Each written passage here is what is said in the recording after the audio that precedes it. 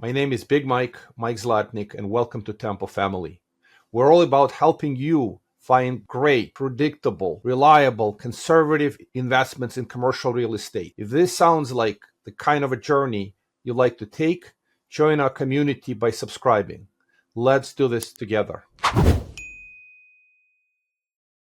Because we're not dealing with hundreds of thousands of dollars in distributions on like a $10 or $15 million hotel here, we're talking about, $250,000 net cash, or we're talking about 10 or 20,000 a quarter. Just, they're smaller distributions because of just the size of the boutique. Investors okay with, it's 80. Yeah, listen, I'm not questioning, criticizing this at all. It's just that you wanted to know what it is. And 80-20 split, by the way, it's not unreasonable. We've seen that structure plenty of times where people, do you take a management fee in addition to the 80-20 split, or the 20% includes your compensation? That's the only. There's a 1%. There's a management fee that goes into being that person that's doing the day-to-day operations, like Vic, that has to go to the asset. He's in Barcelona, he has to travel 45 minutes. So there's a property management fee.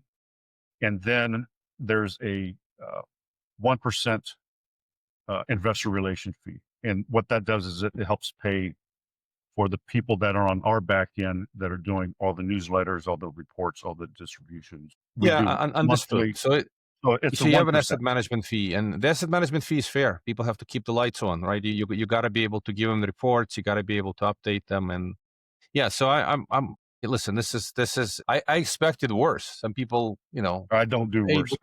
Would take opportunity. 50-50 split, maybe some six pref and 50-50 split, but 80-20 is definitely reasonable one from investors' perspective.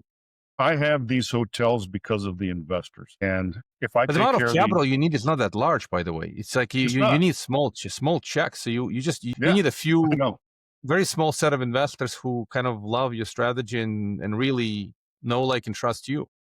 Yeah, the hotel in the Prioret wine region, which does very well. It's an elderly lady; she has to sell just to help. We could buy that. It's 7 rooms, and we're getting for about 650 to 700,000 euros total. And it has a little restaurant. She does wine tastings. And I'm like, that's cheaper than a lot of our houses, in the US. So just hearing you out a little bit, you're buying assets, 600,000-700,000, you're buying an asset, you're $1.5 million. You're basically assembling a portfolio of relatively, not very expensive hotels. You're not paying, $20 million or.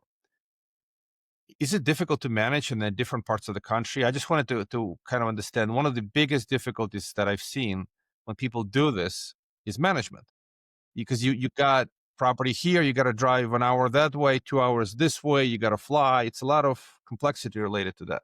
Yeah, well, that's why we have a team that's full-time in Barcelona. If I didn't have that, there's no way that I'd ever be able to manage it.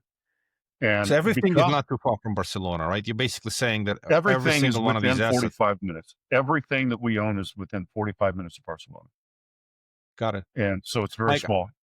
Yeah, I appreciate your explanation. This was very interesting. This is different and definitely unique. Yeah. So how would folks reach out? What's the best way to reach out if they wanted to talk to you, understand more about the strategy, etc.? Yeah, websites, GatewayPE is in private equity, GatewayPE.com. And you can find me on LinkedIn. I'm very active on LinkedIn, Michael Stohler. Very cool. I appreciate you sharing. Appreciate you coming on a podcast. Good luck. Enjoy in Spain.